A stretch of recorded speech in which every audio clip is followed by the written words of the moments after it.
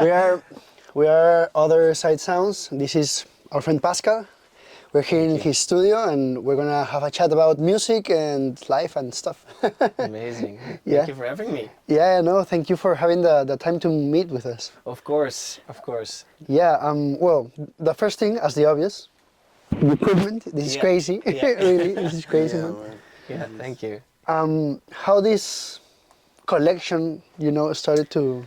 Yeah, I mean, I guess it started with my computer, to be honest. Yeah. It started the other way around. And over the years, I collected more and more equipment. It's kind of like the way that I produce right now is more out of the box, but I used to Yeah. just make music with my computer. And at some point, I was like, oh, I would like to invest in like a mixer, and then everything kind of, yeah, this is the result of that. This is just a collecting thing, and Yeah. You started with the mixer? Or yeah, with yeah. I the- started with actually the blue mixer in the middle. Okay. I mean, when I really invested in, I mean, I bought some crappy mixers before this, Yeah, but yeah. this was like my first big investment.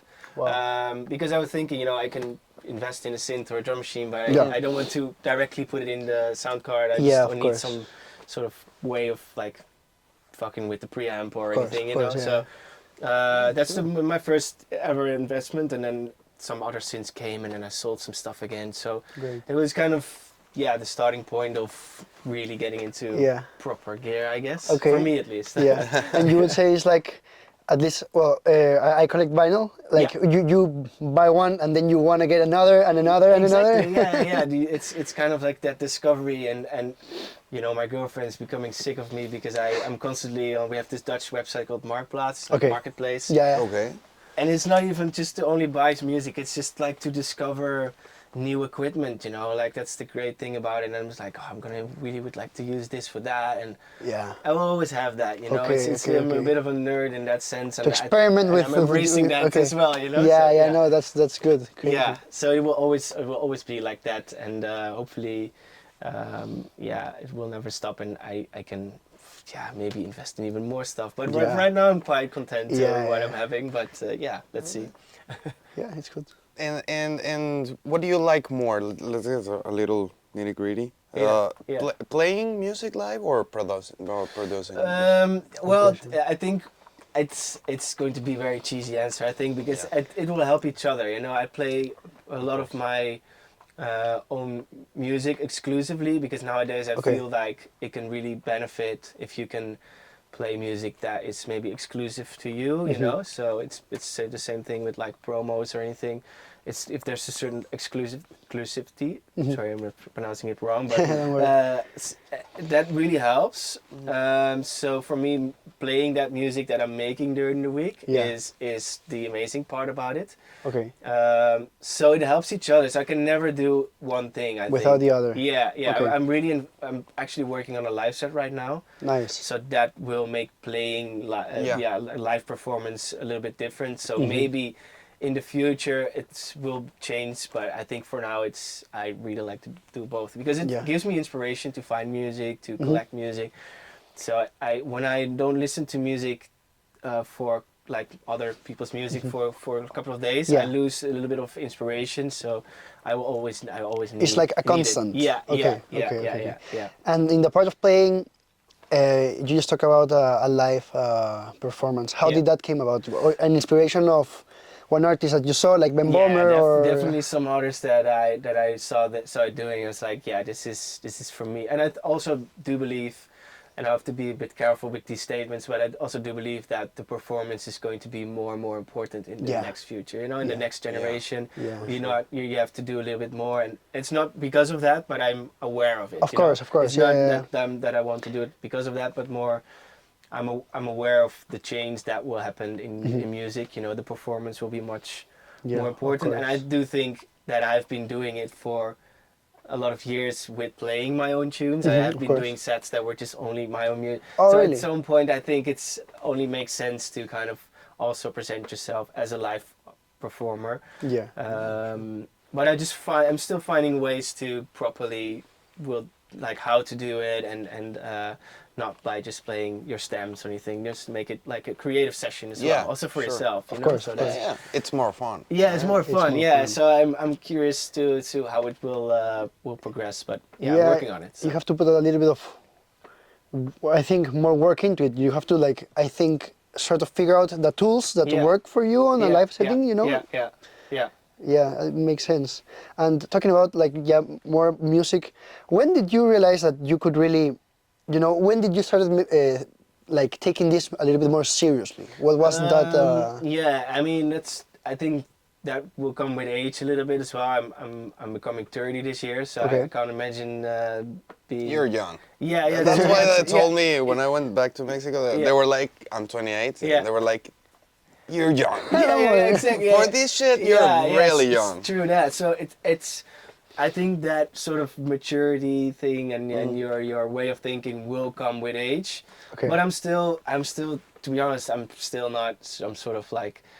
I do have my own old way of thinking as as a person, I guess, but that's more principle things and stuff. But musically, I'm just still the same kid that was making music on my computer. You know, I'm still that sort of that mindset of not really wanting to stick to one sound, but more or less to kind of like what's happening in my mind during that week. Yeah. You know, Okay. if I want to go a bit more dubby.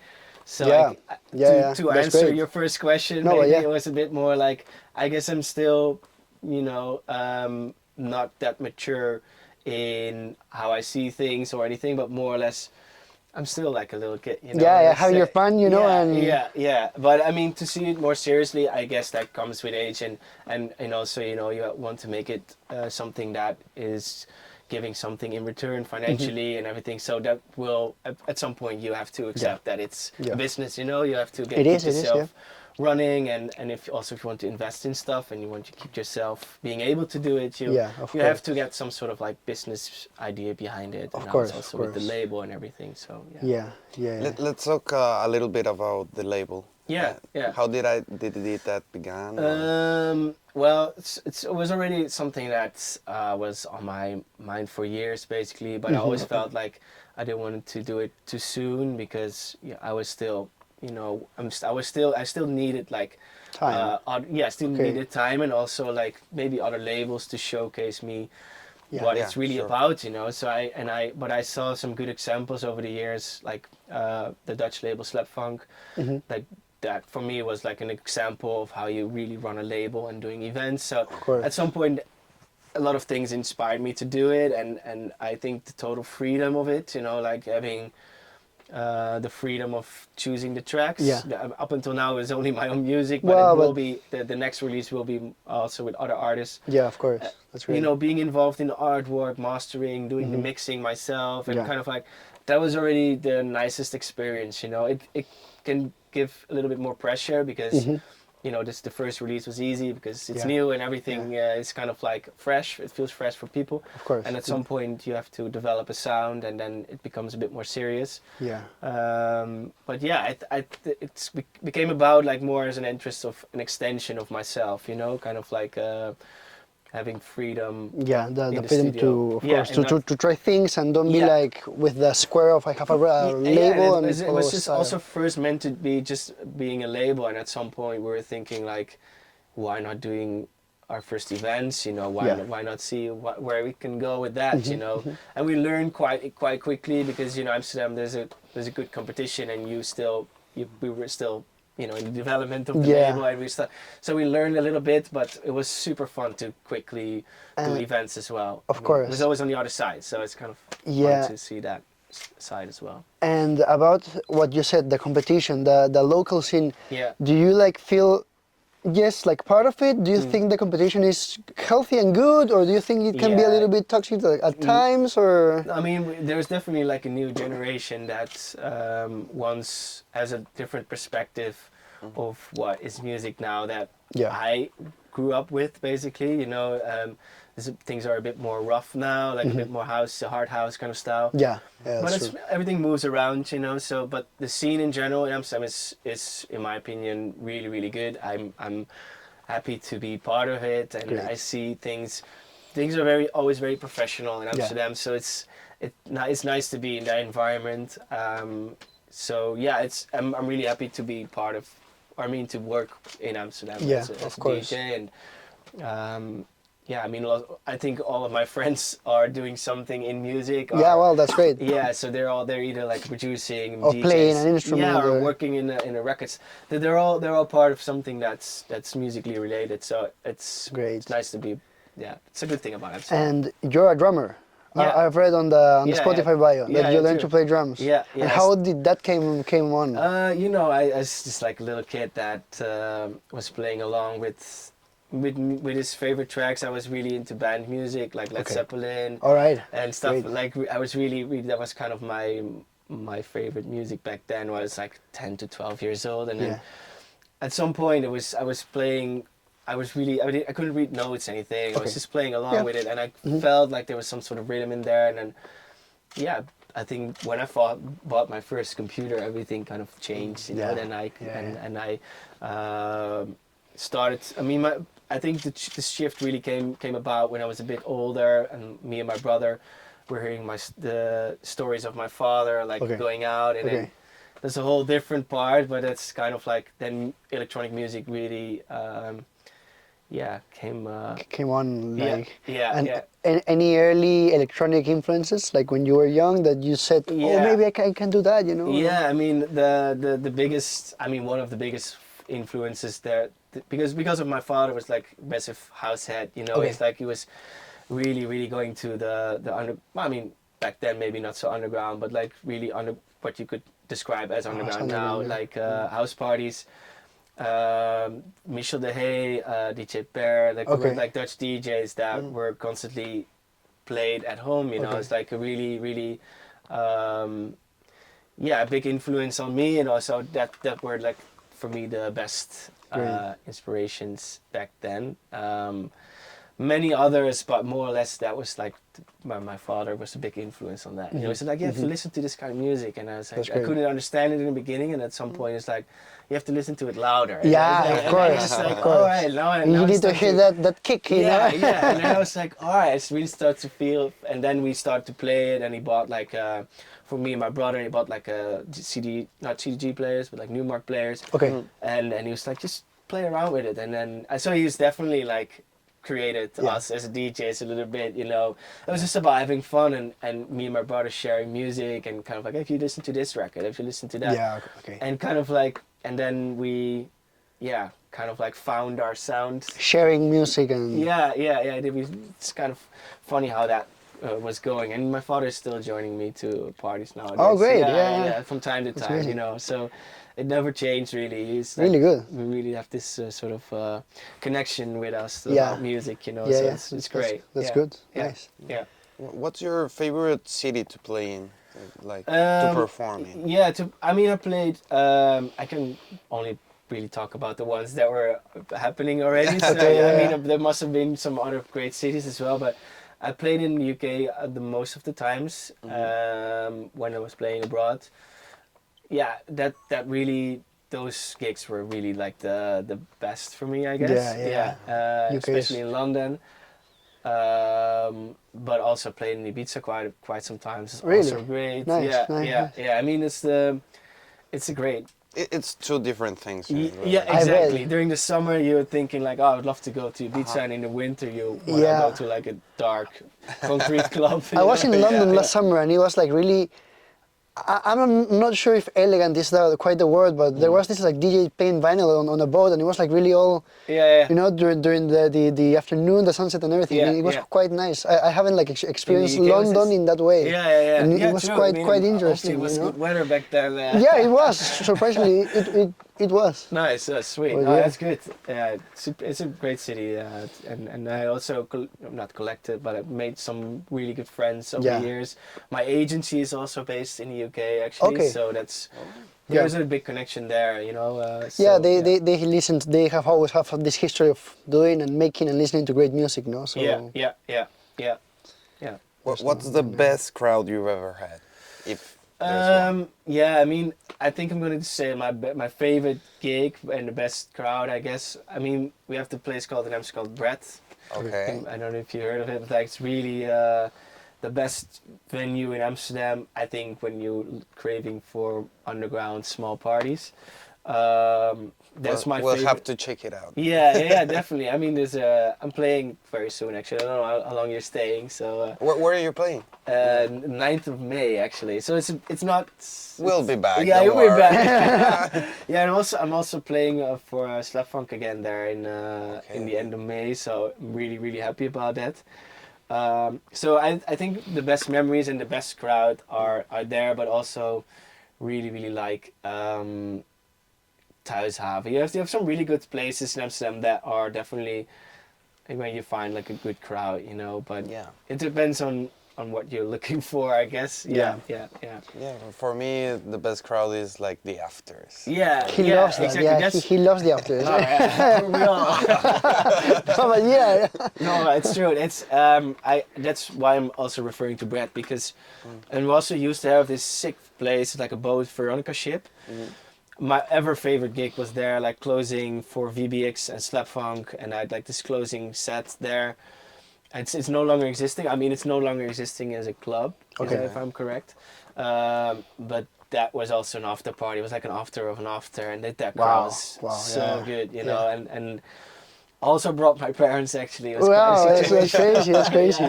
Yeah. So this, it's really some options that are always like definitely need to go there for after parties. And what about the set times during, let's say, day? That bridge of like sunset night. Do you enjoy playing like those? Yeah, or? definitely. I mean, I haven't really played in like I mean in Ibiza I did like an after party a couple of times that was like sunset or sunrise. Wow, Depends on the time. Yeah.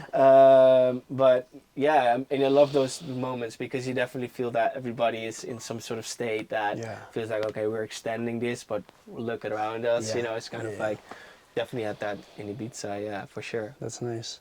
And well, I have to ask, how does the studio is routed? You know, what goes to what, and how does the Ableton controls? We're going a little bit more to the technical stuff here, that's, but that's my kind of. because come on, you know. No, true. Gonzalo, it's not my fault. I want to know also, but Yeah, no, of course. It's more or less connected to the sound card, which is behind you guys.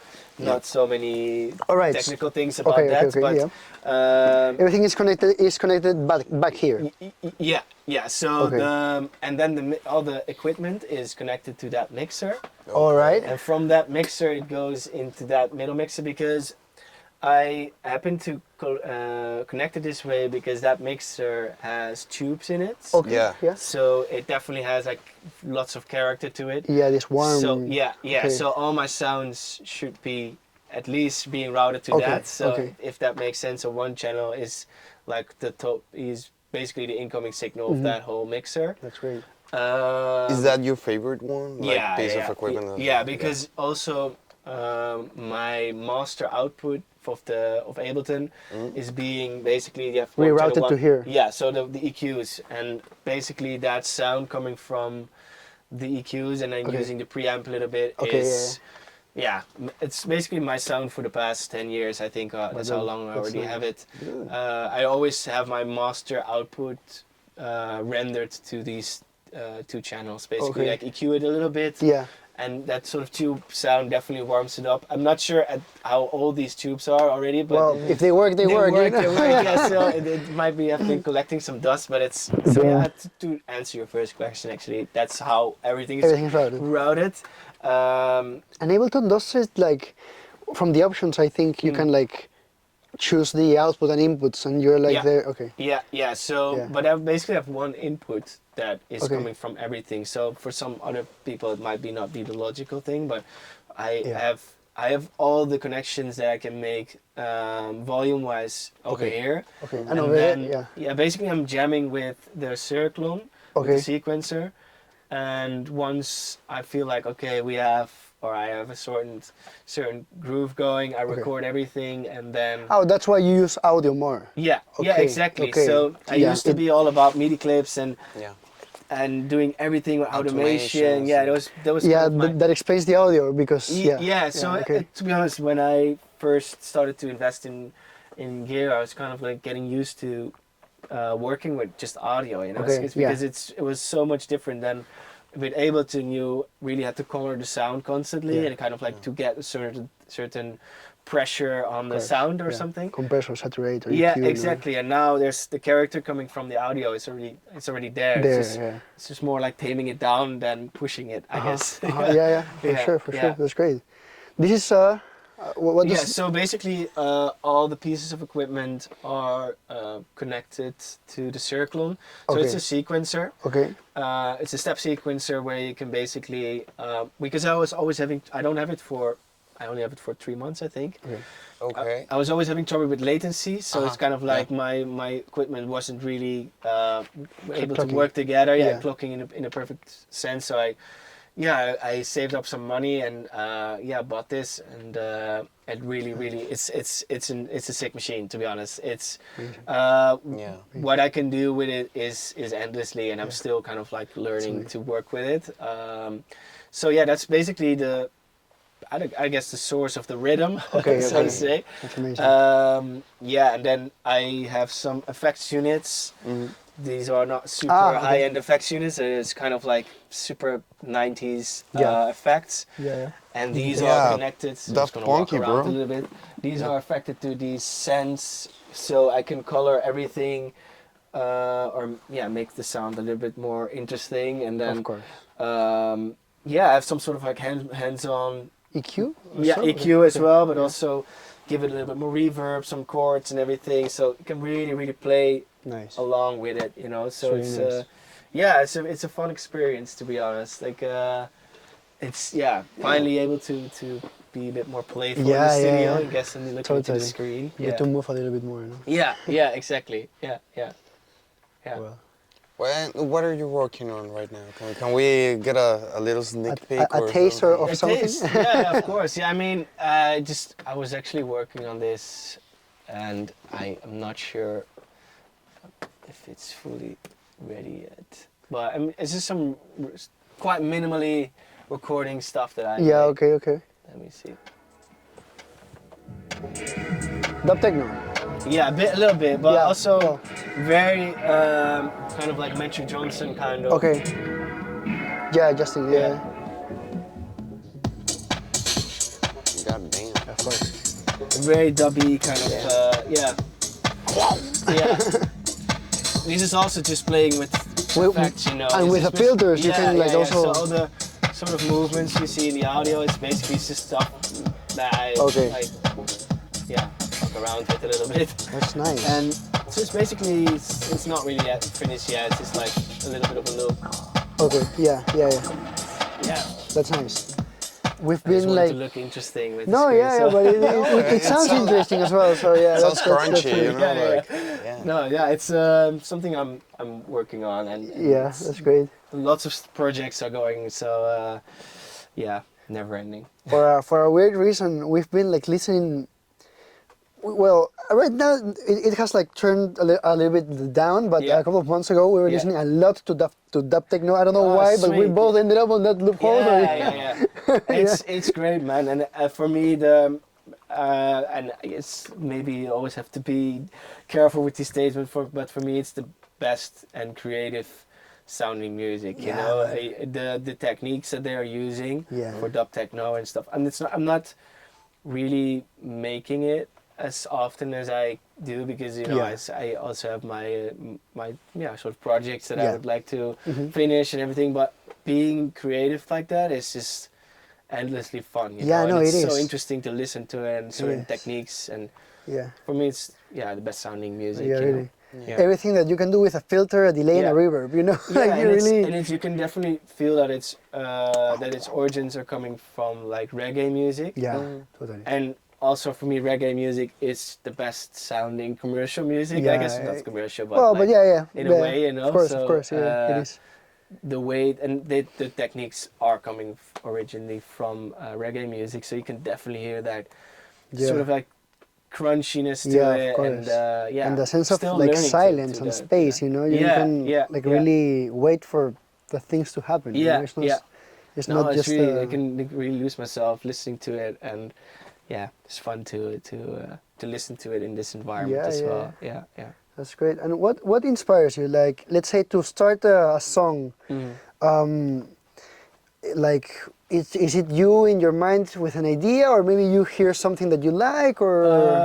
Yeah, I mean, it can be already. I have to bike for like 25 minutes Okay. to this studio from my home, and I think it already starts there. You know, so kind of that is the moment that I'm thinking, okay, what am I going to do today, and what Of is, course. and then it's probably going to be different than I was expecting it to Yeah. be, but I guess then I'm just gonna listen to music and then I pick something up like, oh, that's quite nice, to interesting sound. How Yeah. do they do that? And kind of, and then I just play with like the kick. Basically, I start out with a kick drum. Okay, you start with the drums. Yeah, yeah. Okay. So and then when it's sort of like, it can be that it's changing over Yeah. time, but Yeah, it's of just I course. start with Yeah, like a 909-ish kick, and then I usually start with the Yomox. This Okay. is the one in the back Mhm. that produces like super nice kick drums. Nice. And that's how my starting point, and then I'm basically working around that a little bit. Start with the bass, like bass line, and also really quickly jumping into like pads and everything, and then everything moves, and sometimes it stays, sometimes it goes. Yeah. Yeah, so Yeah, yeah. that's the fun part. Yeah, exactly. Yeah, yeah. Do you think that that's a drummer thing, like starting with the drums? Maybe. Yeah, I think so. And also, I have this. Yeah, I guess I have this sort of, how do you say it? For me, kick drums are super important. You Yeah. know, I can really lose affection to my track when it's poorly, has a Yeah. poor kick. You know, Yeah. I can, and some other people are like thinking, "What are you talking about?" You know, it's No, just- it's like, it "No, needs to well, hit. You know, you gotta feel it. yeah, so when it's not that perfect, or when it's not, well, not perfect, it's Well, a yeah. strange word, but I guess when it's not Have enough, the pressure, you know that. yeah, exactly. So that mixer helps a little bit. It gives already some character to it. So I'm spending a lot of time on the kick drum, and I think what you mentioned as well, I think that is definitely maybe also a drummer part, is that it needs to have some sort of swing to it, but also very human-like sound. So I guess, yeah, maybe that comes The rhythm subconsciously section. Yeah. yeah, from there. Now you were talking about your way from, let's say, home to the studio. Yeah, yeah. And what sort of music, apart from electronic, do you listen? You just also mentioned Led Zeppelin, but any, Yeah. let's say, something new, something very old, something we wouldn't expect, like, I don't know, Shakira maybe, or things like that. Yeah. Secretly. You know? Yeah, I mean, I listen to basically everything, but during traveling, I'd also listen to drum and bass, Okay. but really classical, like Yeah. The No. 90s stuff. yeah, the 90s stuff, and but I also listen to hip hop music. I'm a massive like Tupac and a Biggie fan. So yeah, you know, all the stuff that I consider classical good music, you know. Yeah, and yeah. sometimes it could be jazz, could be everything. Nice. So it depends where in the environment that I'm listening to. Of course, and, yeah. I guess, yeah, you have to be open for everything. I mean, Yeah, sure. sound is an important thing, and I can really lose myself listening to, I don't know, like a production from a Tupac record. I was like, how the hell did they? I'm more into the. Yeah, I'm of listening course. to the beats. Yeah, more the technical stuff, you know? Yeah, like you have to imagine, like in a time that these beats were produced, in like 92, I guess, no? Or yeah, things like that. it It's like, can still I can hardly say like a producer that can do that sort of similar sound right now.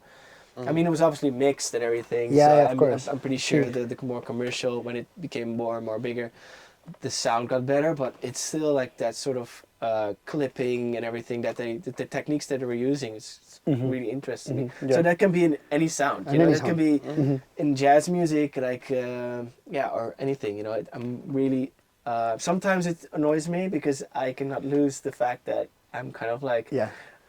Always thinking like, how the hell did they make this? And kind of like, You're being like rather very than enjoying it, you know. It's Yeah, like, oh, I'm also of course. enjoying it, but yeah, it's part of that. Yeah. Yeah. At the same, like you said, at the same time you're enjoying it. Just, Yeah. Just at your Yeah, it's just like, it's always like, wow, how the hell did they do that? You know, it's like Yeah. NBC, Yeah, I of guess, course. for hip hop music. Yeah. But yeah, The inspirations, you know? Yeah, Like, for example, at least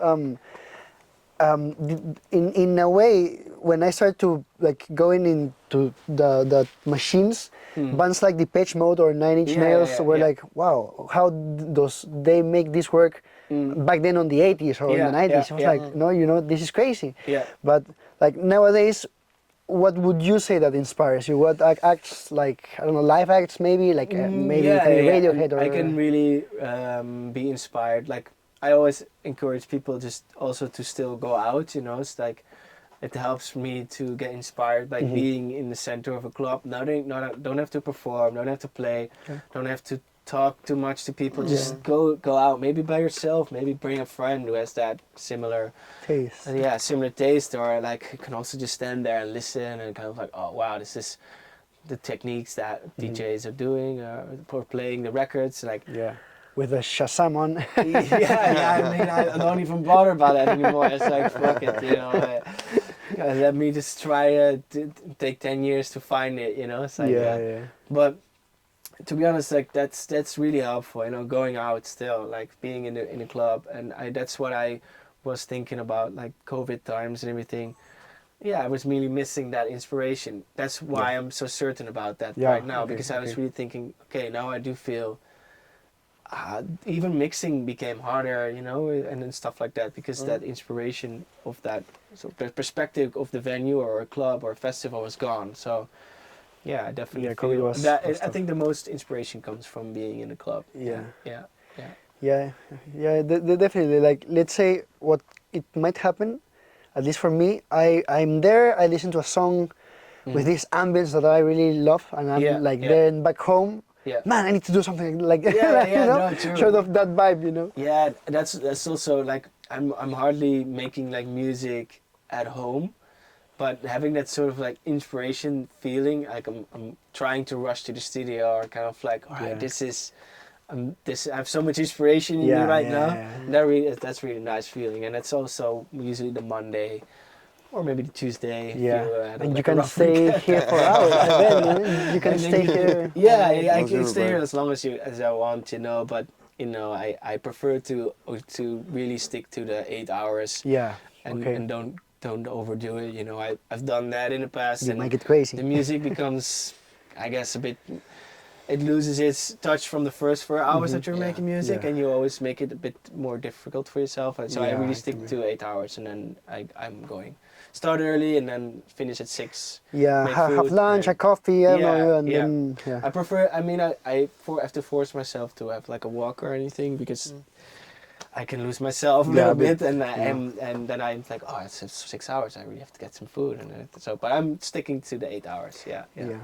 And about the industry, let's say, because I don't think that, of course, a lot of people that aren't part of maybe the production or the life itself, what do you think that people need to understand, or to, you know, what do you think that people don't understand a bit about the industry? I don't know. It depends on what you're looking for. I think for me, it's what I sometimes explain to people is that it's not something I aim to do. It's something that's part of me. You know? You have to. I will always do this. You know, even if I'm not successful or whatever, I'm still in the process of learning, and I will always do this. You know, it's like it's something when I wake. It's super cliche to say, but when I wake up, it's there. You know, and so I think for some people it feels like you're.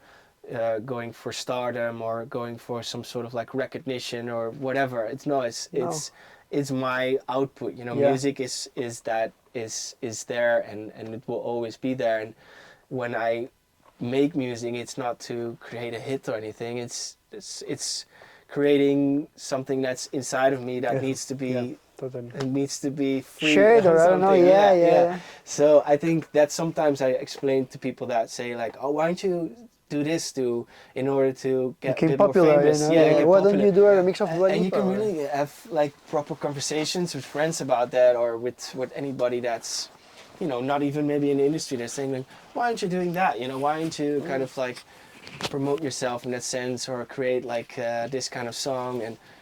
And even when I sometimes slightly try it, I feel like it's not Yeah, me, you know. yeah, It's not exactly. something I aim to do. So sometimes I have to explain a little bit to people, you know. I'm Yeah. not there for it, you know. Yeah, exactly.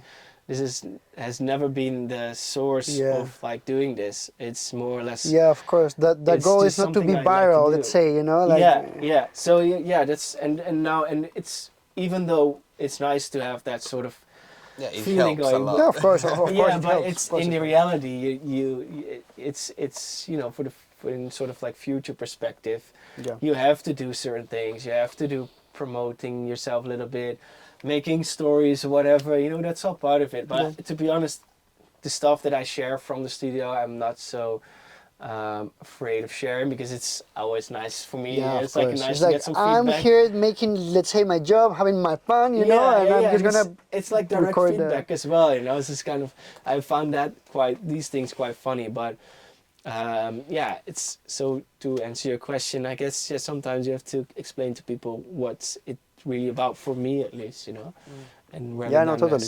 rather than You get me. chasing some sort of like Yeah. stardom life. Yeah, And it feels great when you finish a song and you're like really proud of it, you know. It's like, yeah, definitely, yeah. you know, And the amount talking of work. about inspiration, we know it sometimes gets a little Mm. bad. Yeah. No, it's inspiration. Yes, sorry, I was No, no, no. I was gonna ask you the last thing that inspired you, like if you Ooh. remember. Or well, yeah, what keeps you going? I think the last thing that inspired. Well, I'm like a lot of people. I'm collecting a lot of music and search for music because I have some really cool gigs coming up. Yeah. And I think more or less some sounds inspired me, I guess. Mm-hmm. But I'm always the biggest fan of Ricardo Villalobos, like his Oh, really? productions. Yeah. Record me at all. So I guess once again, like for the 500th times, he inspired me like 2 days ago again. I was like, this guy, you know. Yeah, fucking damn, hell. this guy again. And sometimes I don't listen to his music for a couple of weeks because you know, kind of no reason basically. It just happens. Yeah. And then I pick up a tune of his, and it's like, damn, what the fuck is this guy? Actually? And it's not. I don't. To be honest, I don't play his music quite often. It's Okay. more. Yeah. It's yours to keep. Let's say. You know? Yeah, exactly. It's that bike ride. You know, it's Yeah. that sort of like. And then like wow, then the sound of it is super good, and it's super creative. Yeah. I think, and it's also because I was thinking of like a few bullet points that I was wanted to say in this conversation. I guess is be creative, you know, and that's and be Take risks at times yeah, as well. exactly, and sort of don't copy a certain method or something. I that's something I have to tell myself, but also tell everybody else, you know, like I'm not telling them, but more like as an advice, be creative, play around with one sound for an hour and see where it goes. Where it goes, you know. So that's for me, it's really an inspiring thing from Ricardo, for example, because he's creative. Yeah, you know, he's the best of its kind. Yeah. You can say that keeps you going. Yeah, definitely. Yeah, definitely. Yeah. Okay. It also triggers me, you know. It's like oh well, this is going to recreate some I sort love of the like reaction of this dude, you know, man, you know. It's and it's like I said, it's not something I play quite. I mean, I used to play a bit more minimal, but now it's becoming a bit more tech housey and house sound. So it's kind of it's from time to time it can still like surprise me, you know. I'm really curious that this is a question for me only. What do you think of the current tech house? I saw a meme yesterday. Yeah. That it said like this is how all tech house sounds to me in 2026. And it said like the bubble is gonna pop in 2026. Yeah. You mean the sound that's going to get bigger? No, I mean like it's way saturated. You think it's a saturated market? True. The bass is really saturated. And it's all remixes. Yeah, and you can see I can see it in Amsterdam because we are such a small city. Yeah. And you know we have quite a few DJs, but you can definitely see, the reaction of sort of like when something is becoming a bit more hot, so to Yeah, say. You of can definitely course. see that everybody's sort of switching. You know, it's Yeah, oh, like this is my- Fisher, you know, we talked about and, it. and Just yeah. because I started DJing quite young. I'm like I said, I'm almost 30 now. So I had my first gig when I was 15. So even though I was quite young, I definitely saw these sort of like movements come and go, you know. So and that's even for me. I'm definitely. I don't want to talk like I've been experienced for years, but really? I've seen the change a lot of times. It's either it came from electro to house and everything. So and tech house had a different definition 10 Yeah. years ago than it does right now. You know, it was way more. I guess they had a different influence, and it's so now the term tech house became sort of like cool again. So Yeah, it goes, it come and goes. yeah, so it depends, but yeah, it comes and goes. And but I do really enjoy these records that are timeless, you know. Yeah. Yeah. So that's the great that's I think also a reaction of it that people discover it, like, wow, this is good. This inspires me even 20 years after its release or even more, and that also producers now think like, all right, I will try to make that music, you know. So I love that. That's also being creative. So I'm definitely not having any strong opinions on that. It's more or less do what feels right to you at that moment, you know. If that's a tech house right now or if it's techno in a couple of for months, sure.